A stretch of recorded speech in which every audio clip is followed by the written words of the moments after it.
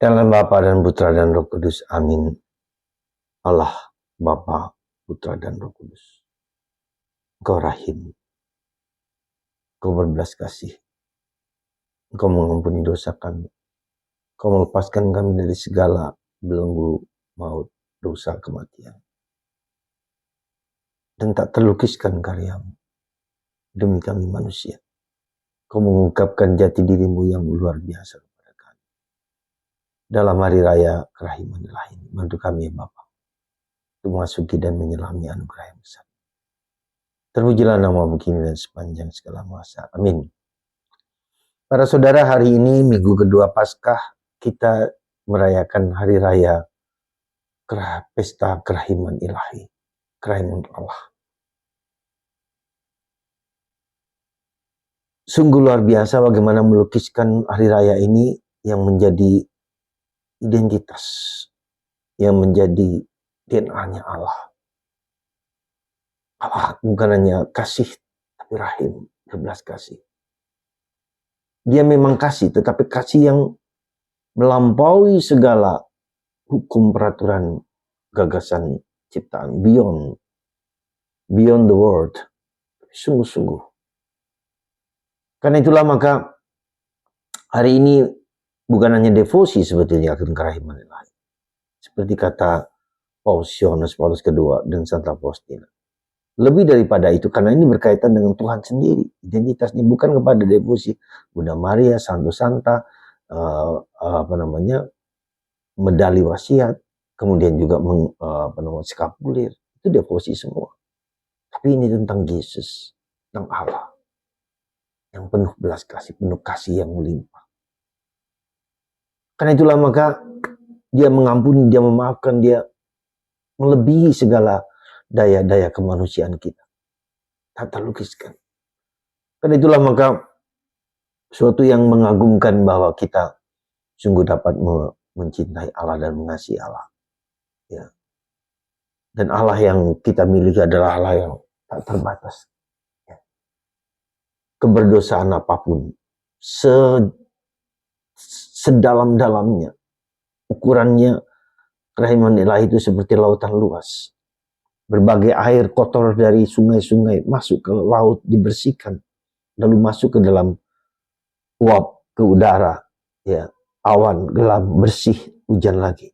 Itulah adalah kerahiman Allah, membersihkan kotoran-kotoran dari sungai-sungai yang kotor masuk ke laut, dibersihkan, disucikan.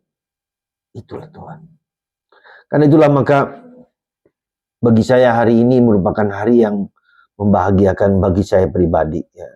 Ya, bukan hanya bahwa saya punya devosi yang katakanlah dalam sekali kepada kerahiman ilahi. Mungkin sudah 5-6 tahun saya mendoakan novena kerahiman ilahi. Terus menerus, ya. 9 hari ikuti lagi meskipun terus mengulangi dan seterusnya. Untuk orang-orang berdosa, untuk orang-orang yang diapi pencucian, untuk orang-orang yang tidak percaya pada Tuhan, orang acuh dan seterusnya. 9 intensi dari novena kerahiman ilahi itu terus dijalankan. Aku mencintai, aku sangat mencintai.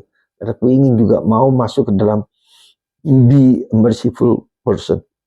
Juga menjadi orang yang mendoakan keselamatan bagi jiwa-jiwa siapa saja yang membutuhkan kerahiman Allah.